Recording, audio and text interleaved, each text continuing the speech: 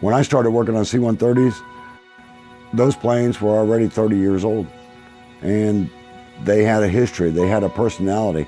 It's kind of like raising children. When you have children, they're newborns and you wonder what they're gonna do, and then they start walking and talking, and they develop their own personalities. And an aircraft to me is in the same way.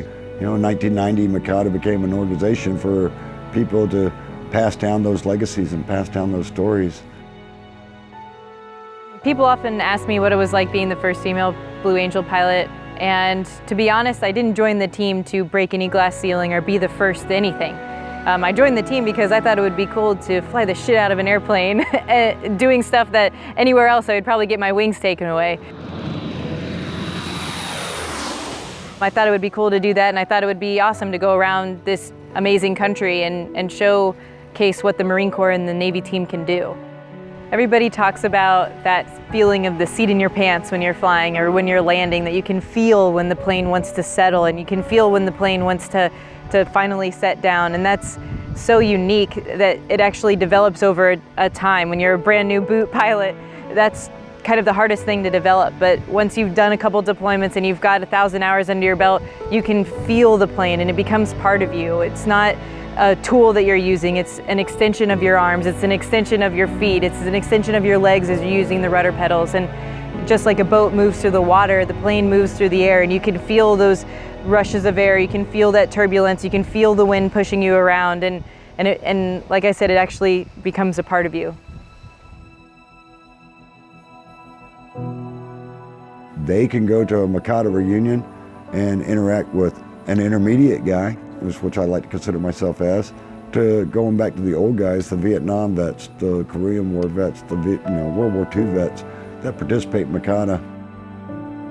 We used to fly flare missions at night.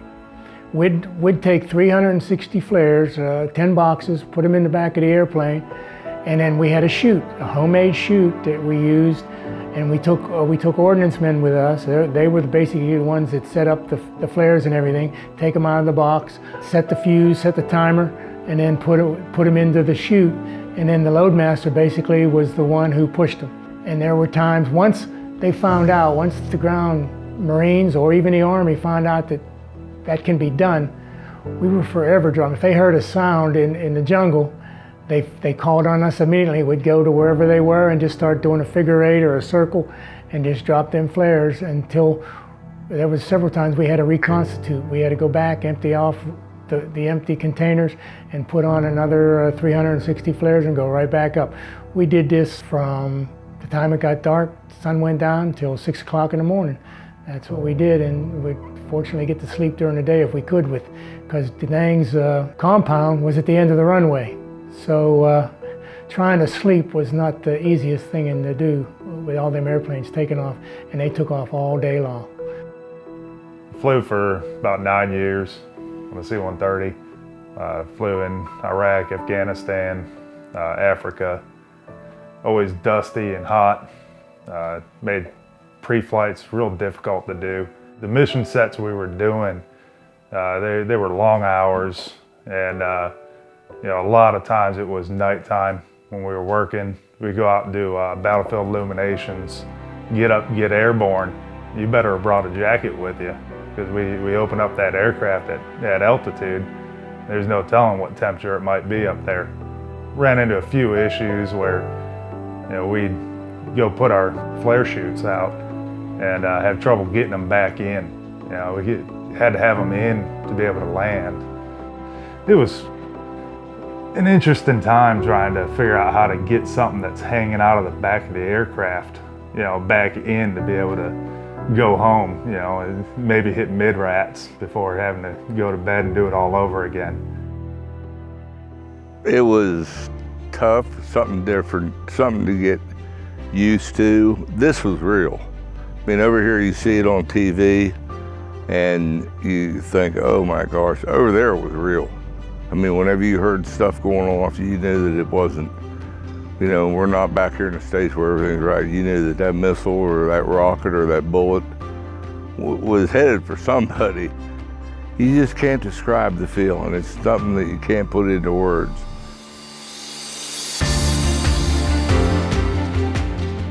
We literally dealt with it on a daily basis. They had secured an area in the Wadi where the insurgency every day was able to launch indirect fire at us until the infantry unit was able to go out there and secure it and get them out of there.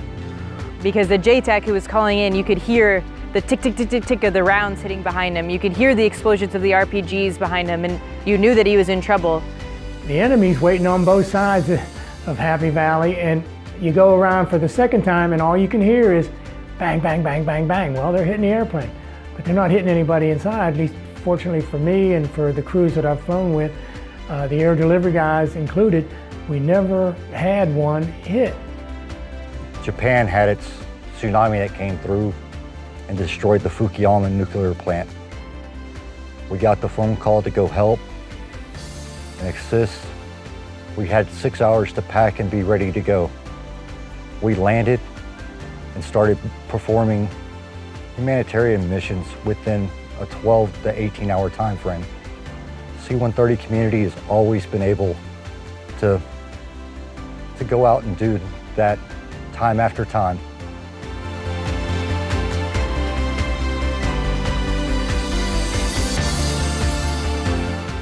To those that have gone before me and before the new group, what they've given us is a sense of being able to go through with the mission, to carry on the mission.